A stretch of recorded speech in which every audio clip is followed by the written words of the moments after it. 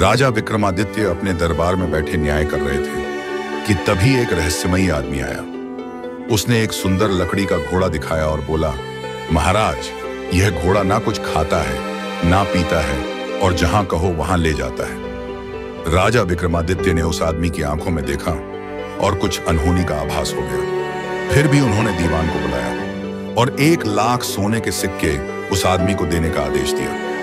वह आदमी जाते जाते बस एक बात कह गया, इस घोड़े को कभी कोड़ा मत मारना। एक दिन विक्रमादित्य उस लकड़ी के घोड़े का निरीक्षण कर रहे थे। उन्हें उस आदमी की चेतावनी याद नहीं रही और उन्होंने मजाक में घोड़े को हल्का सा कोड़ा मार दिया। तभी अचानक घोड़ा हवा में उड़ चला। राजा हैरान रह गए। कुछ ही पल में वह घोड़ा उन्हें लेकर समुंदर पार एक घने और भयानक जंगल में गिरा देता है। विक्रमादित्य होश में आए तो खुद को एक भयानक जंगल में पाए। 15 दिनों तक वह जंगल में भटकते रहे। आखिरकार उन्हें एक गुफा दिखाई दी जिसके बाहर एक पेड़ और 2 कुएं थे। पेड़ पर एक बंदरिया बैठी थी। छिपकर उन्होंने देखा, दोपहर में एक तांत्रिक गुफा से बाहर आया। कुएं का पानी लाकर बंदरिया पर छिड़का और वह सुंदर स्त्री बन गई। राजा विक्रमादित्य ने यह सब देखकर निश्चय किया कि वह उस तांत्रिक की करतूतों को रोकेगा। अगले दिन दोपहर होते ही वह उसी जगह छिप गया। जैसे ही तांत्रिक बाहर आया और गुफा की ओर गया, राजा ने तेजी से कुएं से पानी निकाला, पेड़ पर बैठी बंदरिया पर डाला और वह सुंदर स्त्री बन गई। वह स्त्री घबरा गई, पर जब राजा ने अपना परिचय दिया और पूरा हाल बताया तो वह रोने लगी।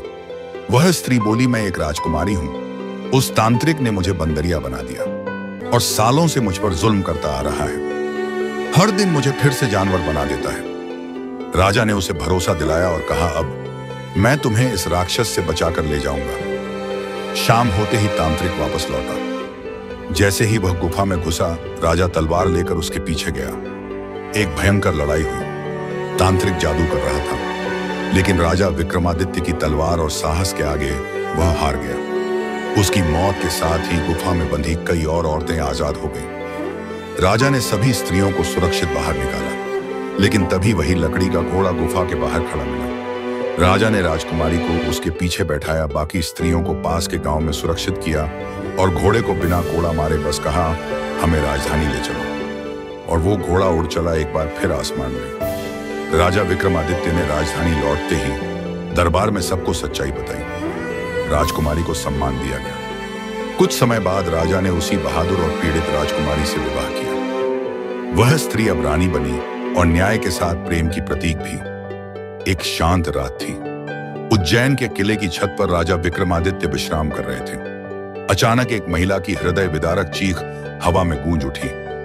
राजा तुरंत उठ खड़े हुए। बिना समय गंवाए वे घोड़े पर सवार होकर उस दिशा में निकल पड़े। पर उन्होंने देखा, एक भयभीत महिला अपनी जान बचाने के लिए दौड़ रही थी और उसके पीछे एक भयानक विशालकाय राक्षस चला आ रहा था। महिला राजा को देखकर उनके चरणों में गिर पड़ी और करुण पुकार में बोली, राजन, मेरी रक्षा कीजिए, यह राक्षस मेरा अंत कर देगा। राजा विक्रमादित्य ने तलवार खींचते हुए गर्जना की, बहन, जब तक राजा विक्रमादित्य जीवित है तुझे कोई छू भी नहीं सकता। राक्षस जोर से हंसा और बोला, मूर्ख मानव, तू इसे नहीं बचा सकता। अपनी जान बचाना चाहता है तो भाग जा। पर राक्षस की धमकी से राजा विचलित नहीं हुए। उन्होंने महिला को एक ओर हटने को कहा और राक्षस पर टूट पड़े। भीषण युद्ध हुआ। विक्रमादित्य ने तलवार के एक ही वार से राक्षस का सिर धड़ से अलग कर दिया। पर यह क्या, उसका सिर फिर से उसके धड़ से जुड़ गया। राजा चौंके नहीं। उन्होंने फिर वार किया और इस बार राक्षस का सिर पकड़कर उसे एक पहर तक घसीटते रहे। अंततः मौका पाकर राक्षस झाड़ियों में भाग खड़ा हुआ। राजा ने महिला से पूछा, तू कौन है और यह राक्षस तुझे क्यों मारना चाहता है? महिला बोली, मैं सिंघल द्वीप के एक ब्राह्मण की पुत्री हूं। एक दिन तालाब में स्नान करते समय यह राक्षस मुझे उठा लाया और मुझसे विवाह करने को कहने लगा। मैं भागना चाही तो उसने कैद कर लिया।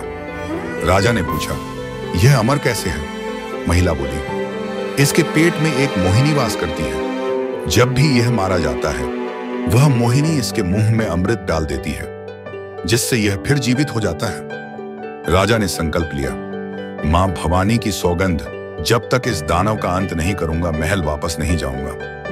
राजा ने महिला को सैनिकों के साथ महल भिजवा दिया और स्वयं राक्षस की खोज में निकल पड़े। राक्षस झाड़ियों में छिपा बैठा था। अचानक उसने हमला कर दिया। विक्रमादित्य ने तलवार का एक प्रचंड वार किया और राक्षस का पेट चीर दिया।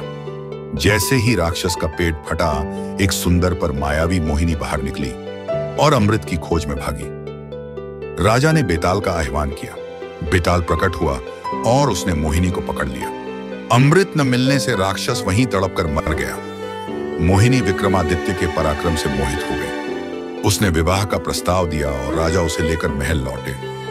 राजा ने विजय के उपलक्ष्य में एक विशाल भोज का आयोजन किया। देश भर के ब्राह्मण, व्यापारी, दरबारी उसमें शामिल हुए।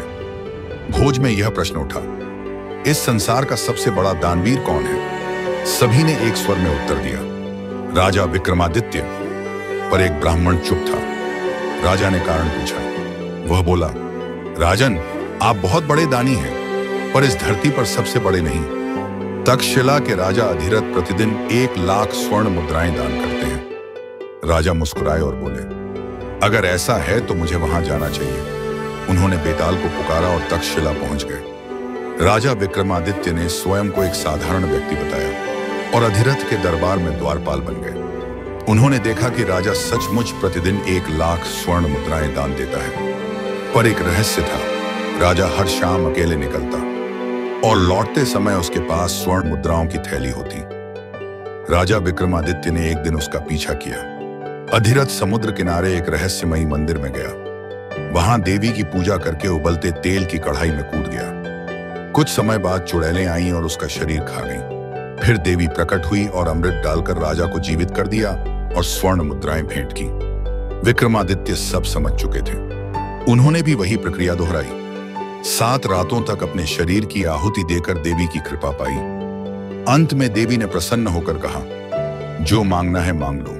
विक्रमादित्य बोले, मुझे वह थैली दे दीजिए जिससे प्रतिदिन स्वर्ण मुद्राएं निकलती हैं। देवी ने मुस्कुराकर थैली दी और मंदिर प्रतिमा सब अदृश्य हो गया। अगले दिन राजा अधिरथ मंदिर गया तो सब कुछ गायब था।